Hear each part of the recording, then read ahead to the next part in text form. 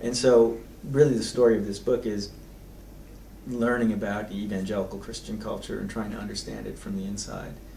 I used sex education as the controversy around which I formed the story, and what I tried to do was create a microcosm in a small town of the larger split between secular liberals on the one hand and religious conservatives on the other.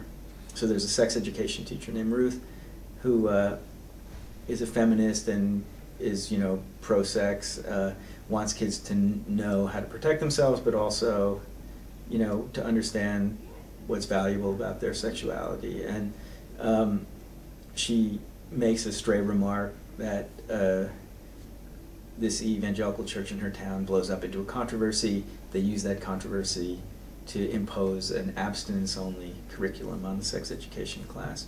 And that starts this sort of culture war in this one town. And the other main character is a guy named Tim who belongs to the church, and he's Ruth's daughter's soccer coach. And they start off having conflicts, but they also, the story of the book really is how they get to know each other. And it's a kind of a love story across enemy lines. Started it in the immediate wake of the 2004 presidential election when George Bush was reelected, and there was this widespread sense that the evangelical vote had put him over the top, and it basically what he and his party had managed to do was kind of motivate people based on their fear of gay marriage.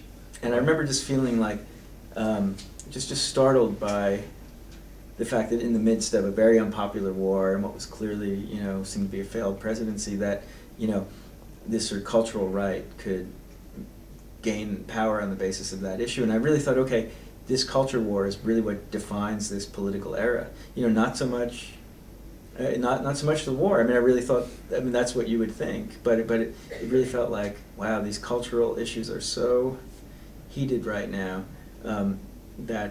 that's the fault line that defines American politics. And I thought as a novelist, I felt a little embarrassed because I felt like I just didn't know who these people were. That part of the job of a novelist is to sort of understand the country in which they live, and so I thought, okay, I want to write a culture war novel that looks at both sides of this cultural divide, but the way novelists do, meaning from the inside, not from the outside. I didn't want to reproduce the position I was in, which was looking at these people going, who are they? I don't understand them, they're crazy,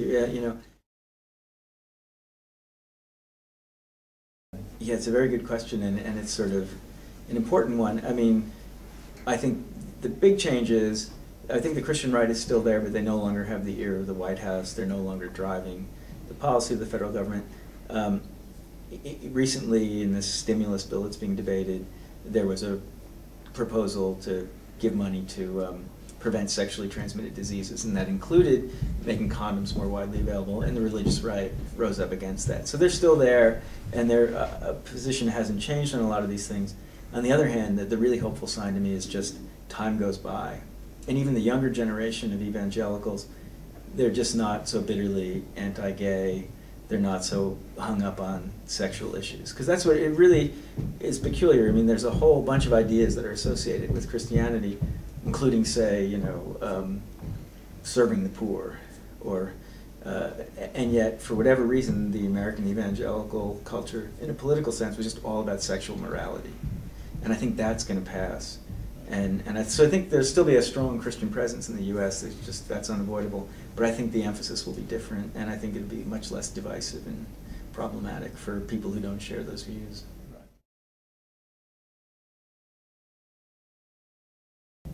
I really like the collaborative aspect of screenwriting. I've done the book. The book exists. Anyone can read it, and that's my version of the Abstinence Teacher.